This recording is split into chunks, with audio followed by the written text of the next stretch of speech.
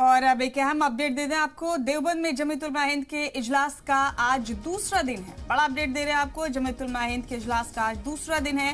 देवबंद में इजलास के दूसरे दिन कई तजावीज पास किए जाने के इम्कान है। बड़ा अपडेट आपको दे रहे हैं। इजलास के दूसरे दिन आज कई तजावीज के पास किए जाने का इम्कान है। पहले दिन इजलास में इस्लामोफोबिया समेत 3 मुद्दों पर तजवीज पास हुई। बड़ा अपडेट आपको दे रहे हैं। इजलास में जमीयत उलमा हिंद के सदर मौलाना महमूद मदनी ने कहा कि मुल्क में नफरत का माहौल है, मुसलमानों के सब्र का इम्तिहान लिया जा रहा है। आज इजलास का दूसरा दिन है। कई अहम तजावीज पास किए जाने का इम्कान है आज इजलास में।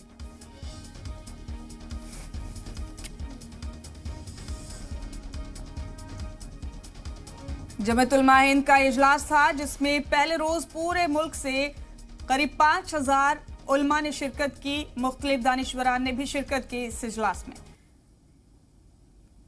बाजार सजाने वाले, नफरतों की दुकान खोलने वाले लोग मुल्क दुश्मन और गद्दार हैं। वो मुल्क दुश्मनों के एजेंट हैं कि खाई बढ़ रही है।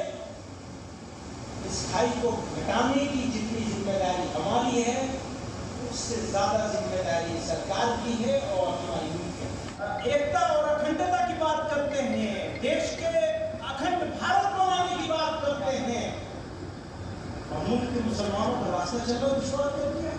हम हर चीज पर समझौता कर सकते हैं, अपने ईमान पर समझौता नहीं कर सकते।